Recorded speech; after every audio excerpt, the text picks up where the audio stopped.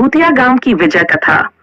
उत्तर प्रदेश के एक छोटे से गांव में एक पुरानी हवेली थी जिसे भूतिया हवेली कहा जाता था। गांव वाले बताते थे कि इस हवेली में एक भयानक आत्मा का वास था जो हर अमावस्या की रात को बाहर आती थी और गांव में किसी न किसी को अपनी बलि बना लेती थी। सालों से गांव वाले इस भूतिया हवेली के पास जाने से डरते थे, लेकिन एक दिन एक साहसी व्यक्ति विजय ने इस आत्मा का सामना करने का निर्णय लिया। विजय एक मजबूत और साहसी युवक था। वह अपने पुरखों की कहानियों से प्रेरित था और जानता था कि यदि किसी ने इस भूत का सामना नहीं किया तो गांव का भविष्य अंधकार में हो जाएगा। विजय ने गांव के पंडित से मुलाकात की और उससे इस भूतिया आत्मा के बारे में अधिक जानने की कोशिश की। पंडित ने बताया कि यह आत्मा एक दुष्ट तांत्रिक की जो सैकड़ों साल पहले काले जादू की शक्तियों के चलते मारा गया था और तब से उसकी आत्मा इस हवेली में भटक रही है। पंडित ने विजय को बताया कि उस तांत्रिक की आत्मा को शांति देने का ही तरीका है उसे उसकी जादुई पुस्तक से मुक्त करना, लेकिन वह पुस्तक हवेली के तहखाने में कहीं छुपी हुई थी। विजय ने अपने साथ कुछ धार्मिक वस्तुएं ली और एक रात हवेली की ओर निकल पड़ा। अमावस्या की रात थी, चारों ओर सन्नाटा और भय का माहौल था। हवेली के अंदर कदम रखते ही विजय को एक अजीब सी ठंडक महसूस हुई। वह धीरे धीरे हवेली के अंदर बढ़ा, हर कदम पर अपने भीतर की हिम्मत को मजबूत करता रहा।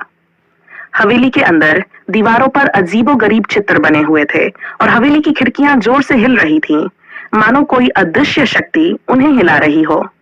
विजय ने पंडित द्वारा दी गई हनुमान चालीसा का पाठ करते हुए तहखाने की ओर कदम बढ़ाया।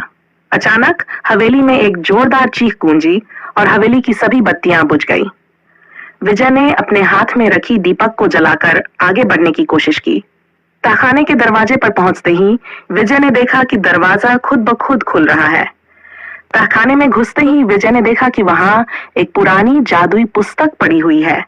जैसे ही विजय ने उस पुस्तक को उठाया, तांत्रिक की आत्मा प्रकट हो गई। उसकी आंखें आग उगल रही थीं और वह विजय पर झपटने को तैयार थी। विजय ने अपनी पूरी ताकत से हनुमान चालीसा का पाठ शुरू किया और पुस्तक को खोलकर उसमें लिखे मंत्र को जोर से पढ़ना शुरू किया।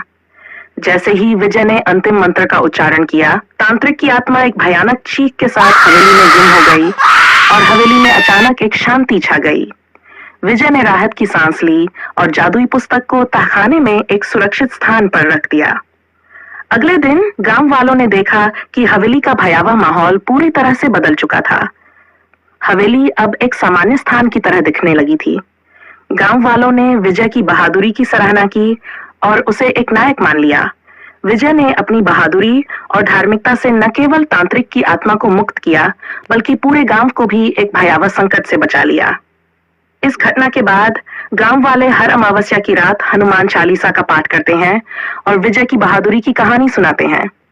विजय का साहस और आत्मविश्वास आज भी गांव वालों के दिलों में जीवित है और भूतिया हवेली की कहानी एक प्रेरणा के रूप में सुनी जाती है।